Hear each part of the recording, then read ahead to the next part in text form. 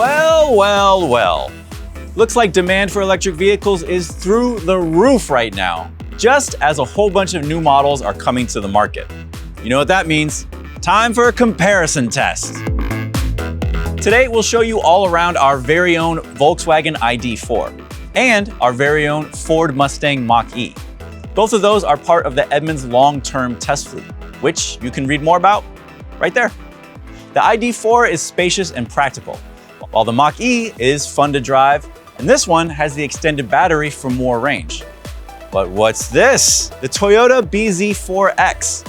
This is the newest EV on the scene, and since it's from a company as massive and as popular as Toyota, it's a big deal. This is the first proper full EV from Toyota, so it directly challenges both the ID.4 and the Mach-E. How does it compete? And should you swap out your gas-powered RAV4 to get one? Let's find out. If you're as big a nerd about EVs as we are, then click like and subscribe to see more electric content in the future. And if you want to sell your gas guzzler, go to edmunds.com/sellmycar to get a cash offer on it right now.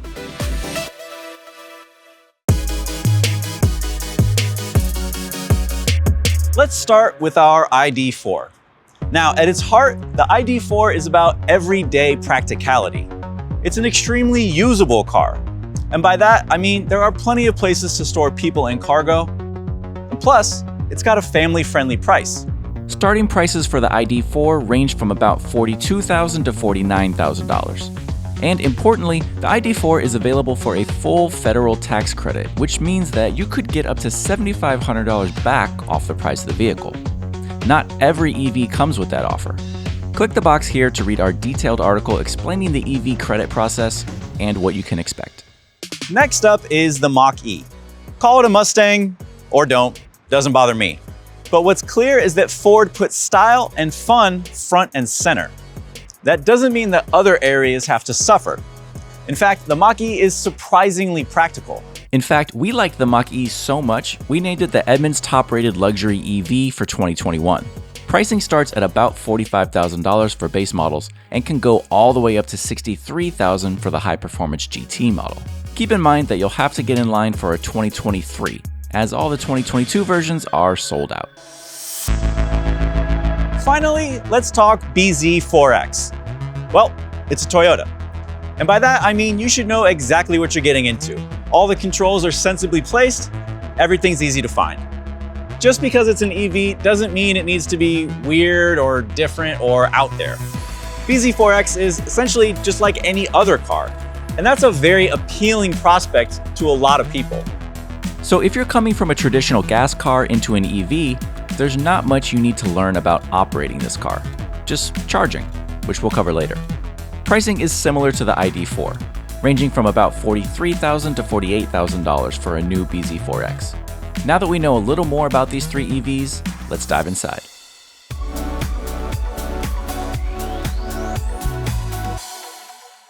I'm just gonna let you know right now, this isn't gonna go well for the Volkswagen ID.4 for one main reason.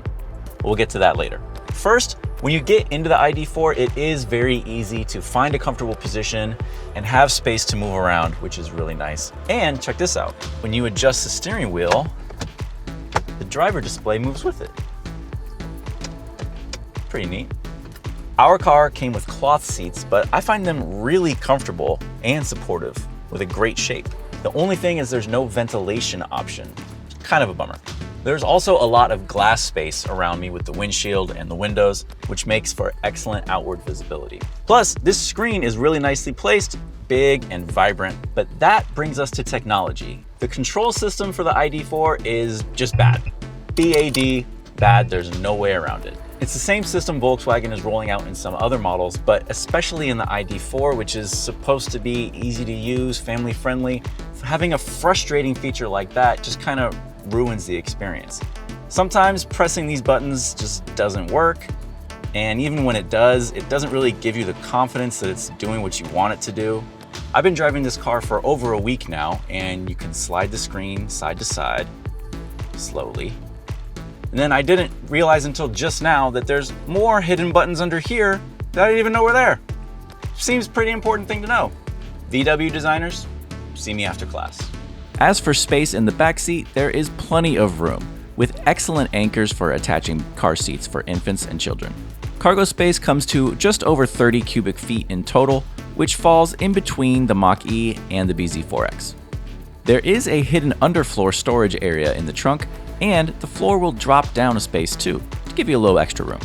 One downside of the ID.4 is there is no front trunk or frunk, which a lot of EV owners love having. Sadly, not this time.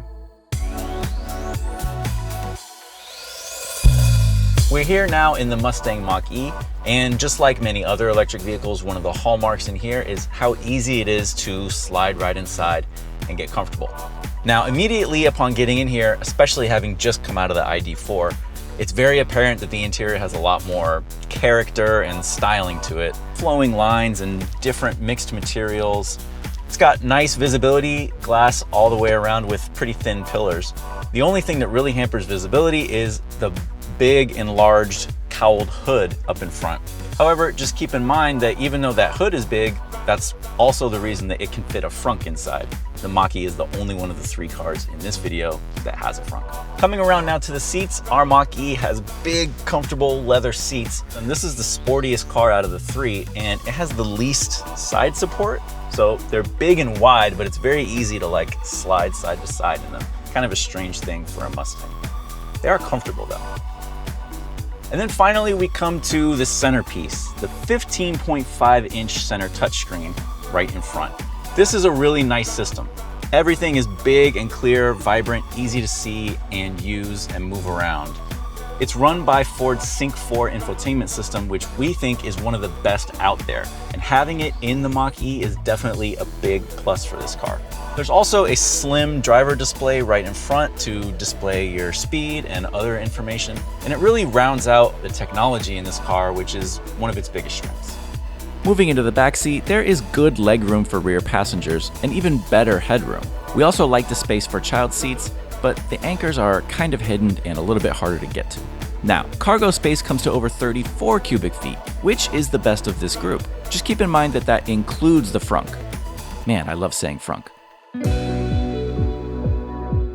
Now we are inside the Toyota bZ4X, and the first thing I noticed upon getting in is this car has a higher ride height than you might expect. So you do notice that upon getting in, the floor is just a little bit higher than the other models that we have here. Remember, it's come from a partnership with Subaru, and I think as part of that, they wanted to have a higher ground clearance. This car has about 8 inches, which is a lot for an EV in this class. Now, it's not a problem getting into the front, but in the rear, it's a little more pronounced because that roof line is lower. One thing that is an issue you should know about is the position of your seat and the steering wheel and the driver display. I'm finding it hard to describe exactly what you need to do, but basically you have to get your seat height at a position where you can see the road, but also where you can see the driver display and it's not being blocked by the rim of the steering wheel. It just takes a lot of constant adjusting. See, that's too high, but this feels too low. Maybe I lower my seat. That doesn't feel right. Another thing that doesn't feel like it should be a problem in any car is there's a lot of piano glossy black plastic right here on this console. It makes it look a little bit classier in here. I understand why they did it. Problem is, because it curves at this angle, if any sunlight hits it, it reflects it right back into the face and the eyes of the driver. Typically, you don't want to be blinded by sunlight when you're driving. That brings us to this center touchscreen. This is a nicely presented screen. The maps are really clear and easy to use and move around on. I think this new audio and multimedia system that Toyota has been implementing is really a home run for the brand, and it's a big plus in the bZ4X. Now let's move on to the seats. Surprisingly, I think the bZ4X has the best seats of the 3 cars that we have here today. That's because they're comfortable, and this limited model comes with leather upholstery. There's a lot more side support than in either of the other 2 cars. So as you're going side to side, you're being held in place, which is very nice. In the back seat of the bZ4X, there is a spacious rear seat for passengers, although it does require a bit of a step to get up to it. Now, the bZ4X doesn't have the most impressive stats when it comes to rear space, but we found that the room is usable in all directions. There's plenty for a bulky infant seat, for example. However, when it comes to cargo space, the bZ4X is trailing this group, with 27.7 cubic feet of cargo space. And if you get the upgraded JBL stereo system, that falls to under 26 cubic feet. But the trunk space is pretty wide and the floor can be lowered. As for a frunk, it's a no-go this time. Just like the ID.4, the bZ4X does not have one. Bummer. Power comes reasonably quick in the ID.4. There's just not a whole lot of it, especially in the single motor version we have here. It won't light your hair on fire, but that's okay. This is a family SUV. More important is the braking. The ID.4 has strong regenerative brakes, meaning that when you let off the throttle, it will automatically brake, and you can intensify the feeling by switching to the B drive mode. But it's not full one-pedal driving. It won't take you all the way down to a stop. It still gives you a nice EV feel though. The ID.4 likes to be driven leisurely. Drive it that way and you'll be rewarded with a smooth, quiet ride. The steering is actually more responsive than you might think. It feels easy and accurate at any speed. Driving the ID.4 around town is a comfortable, composed experience. That's a big plus for families. The Mustang Mach-E is the most fun to drive of our three EVs here. The weight feels low to the ground and easy to control. The Mach-E also has smooth, consistent braking, and if you like one-pedal driving, good news. It will come all the way down to a stop on its own, the only one that does that in this test. Despite all that power, the steering is more loose than I expected. That makes it comfortable, but it's also awfully vague. You can also feel the Mach-E shifting its weight from side to side, even at slow speeds. It's just more pronounced than the others. Still, the ride is quite smooth. This is an enjoyable EV to drive. Perhaps too eventful if you prefer mature and buttoned up, but there is Mustang blood running through these electric veins. Into the bZ4X. First, you'll need to get used to the driving position. You sit up pretty high, and there isn't much adjustability in the seat. Also, the steering wheel feels low and small in diameter. This combination makes the bZ4X generally awkward to drive, especially at first. Thankfully, the steering feels direct and more natural than the other two EVs. Once moving, the bZ4X can provide bursts of power, but it's much more interested in comfort. Thankfully, the brakes are well-tuned and easy to work in order to achieve a smooth, full stop. However, there is no one-pedal braking. Drive the bZ4X like a docile family vehicle and you'll find a willing and pleasant partner. It just doesn't want to go above and beyond in any manner. To sum it up, the Mach-E feels the most alive of these three EVs. It's fun to drive while still remaining easy and comfortable. Meanwhile, the ID.4 and bZ4X are nice to drive, but they're also somewhat bland and nondescript.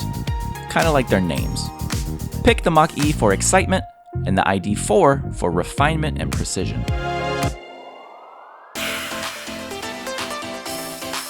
We also put all three cars on our Edmunds EV range test. Now, the Mach-E has the biggest battery, so it stands to reason that it has the highest EPA estimated range at 300 miles. And it outperformed even that, logging 341 miles on a single charge on our route. The ID.4? It's got the second largest battery, so no surprise, it has the second highest estimated range. It also way overperformed. That's big time. Finally, the bZ4X. It has the smallest battery, so we're not shocked to see it has the lowest estimated range of 242 miles. We are shocked, however, to see it underperform significantly, finishing with 227 miles on a single charge. That puts it way down the leaderboard. Now, a word on charging. We recommend using a level 2 home charger, which typically costs in the ballpark of around $1,000 to install, depending on where you live. Charging regularly at home is the most convenient way to make sure you have suitable range for the day. There are also public stations for when you're out and about. Some of these have level 3 fast chargers that will help you juice up quickly. Toyota even offers bZ4X owners with 1 year of free charging at EVgo public stations. Not bad. The bZ4X showed the best electric efficiency in our testing, but all three EVs here are cheaper to fuel than their gas alternatives. There's a lot more to know about electric vehicles and charging, so check out our EV guide on Edmunds.com to get the full rundown.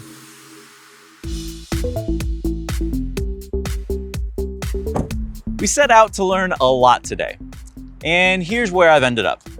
The Volkswagen ID.4 has the steepest learning curve out of the group, thanks to its aggressively bad touch capacitive controls. And the Ford Mustang Mach-E is the most expensive EV here today, but it's also the most ambitious, and is at the top of the list in terms of fun. That brings me back to my original question.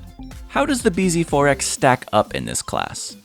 The bZ4X feels like it wasn't necessarily made to compete with other electric vehicles. It was made to be an electric Toyota. This is the kind of car that you get because you know exactly what to expect. It's easy to get inside, you know where all the controls are and what they're gonna do, and it'll get you where you need to go. You know, Toyota stuff. As for whether you should give up your RAV4 to get one, in my opinion, the answer is not really. The gas RAV4 is more affordable and offers more space, and you can get a hybrid version for great mileage. Consider a bZ4X only if you really want to go electric. What about the others? For families on the EV hunt, I would rank them like this: ID.4, then Mach-E, then bZ4X. The ID.4 has annoying controls, but it's spacious, affordable, and strong on range. The Mach-E isn't currently available, but our 2021 Edmunds top-rated luxury EV is worth waiting for, thanks to its sportiness and space, including that frunk. Finally, the bZ4X comes up short in too many places, like range, ergonomics, and some unforced errors like that sunlight glare. It is spacious though, and easy to use. You know, it's fine. Fine is great for some people. You're just gonna have to ask yourself, are you one of those people?